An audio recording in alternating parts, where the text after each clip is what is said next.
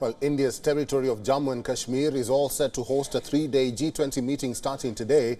This will be the third G20 Tourism Working Group meeting, which starts today.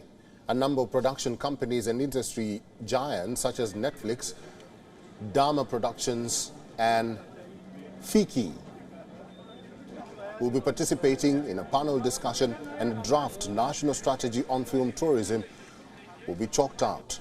Film tourism for economic growth and cultural preservation is also on the agenda for the first half of the meeting. The forum is part of India's efforts to focus on promoting Jammu and Kashmir as a destination for film industry and film tourism. The meeting is also set to focus on 5 key aspects related to tourism: green tourism, digitalization, skills, MSMEs, and destination management. A panel discussion featuring speakers from 17 registered G20 member countries and invited countries will take place. The participants will brainstorm and shed light on the country's specific challenges and their learnings on promoting places and destinations with the help of movies. These priorities are being seen as a key building block for accelerating the tourism sector and achieving the 2030 Sustainable Development Goals. However, this is the first international event in Jammu and Kashmir after the Indian government scrapped its special status in 2019. Officials say hosting the event in Srinagar will send an important message to the world that Jammu and Kashmir is an integral part of India. Meanwhile, China declined to attend the meeting, calling Kashmir a disputed area. China did not attend meetings in Arunachal Pradesh or Ladakh either. These comments drew a sharp response from India, claiming it is free to hold the G20 meetings anywhere in its territory. Turkey, Saudi Arabia and Egypt are also refraining from attending the meeting in Srinagar, which analysts assume is due to similar reasons as China. India has called out Pakistan's attempts to stop OIC leaders from attending the G20 in Jammu and Kashmir. Turkey, Saudi Arabia and Egypt are all members of the Organization for Islamic Cooperation. However, other OIC members like Bangladesh, Indonesia, Oman and UAE have confirmed their participation in the event. And for more on this, our correspondent Idris Loan has sent us this report from Srinagar.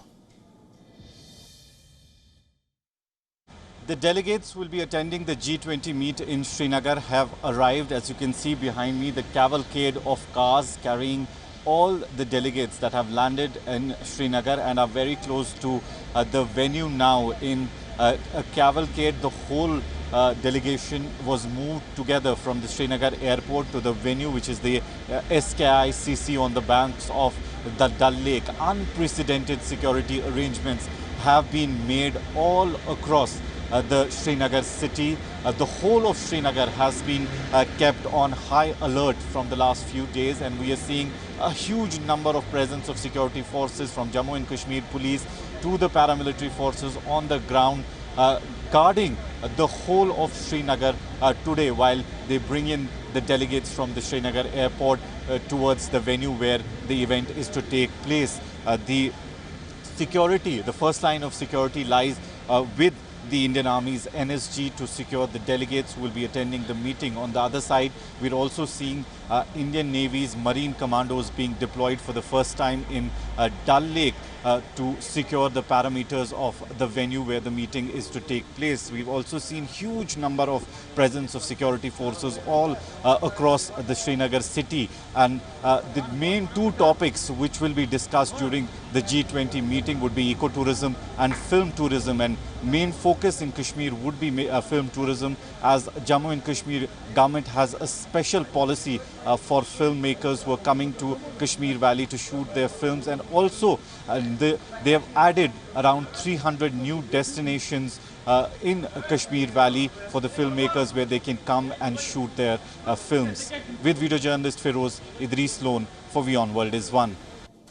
WION is now available in your country. Download the app now and get all the news on the move.